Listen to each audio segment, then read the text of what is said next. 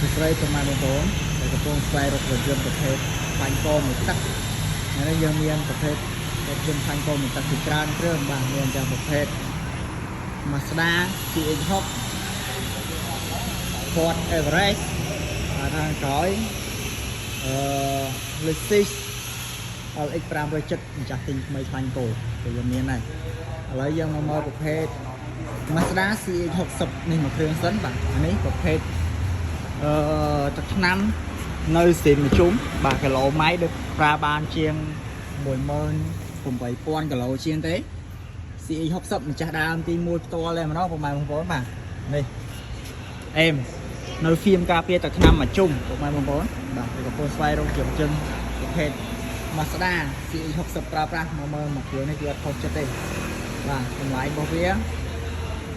50000 ស្ដើងបងប្អូន 50000 ស្ដើងហើយយើងមានប្រភេទនេះFord Everest ដែលខ្ញុំបានធ្វើវីដេអូមុនហ្នឹងដែរបាទហើយជាសិលមួយថ្ងៃហ្នឹងនេះ Everest 023បាទ023ហើយ Mazda CX-60 ហ្នឹង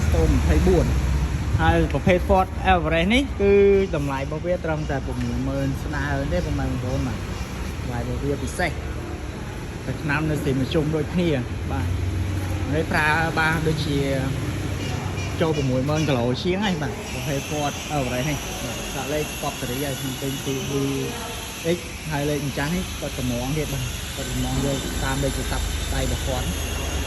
ហើយយើងមកមើលប្រភេទខាងក្រោយមកទៀតខាងតូដែរមួយប្រភេទ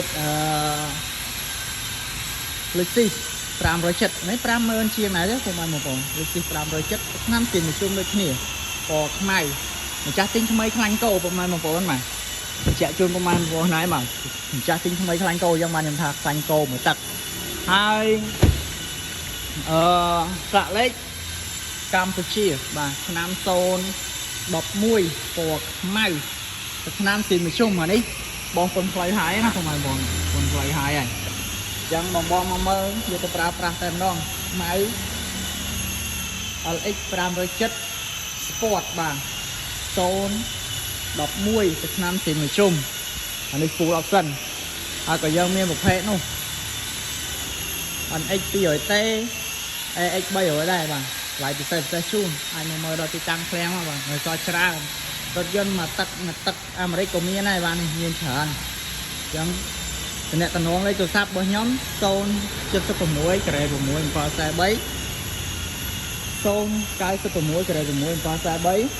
097 73ដែរ27 93ហើយប្រព័ន្ធសេខាតចុងក្រោយគឺ011 41 76 76បាទអាចតាក់ទងមកបាននេះChevrolet Tracker Mazda CX-5 ក៏មានដែរមានច្រើនចឹងបងក៏ចង់បានរថយន្តធានាគុណភាពធានាទាំងទឹកឆ្នាំអាចមកមើលដល់ទីតាំងឃ្លាំងមកហើយយើងមាន Mazda 6 ឆ្នាំ019ឆ្នាំស៊ីមួយជុំដែរពណ៌ខ្មៅបាទមានច្រើនអរគុណសម្រាប់ការតាមដាន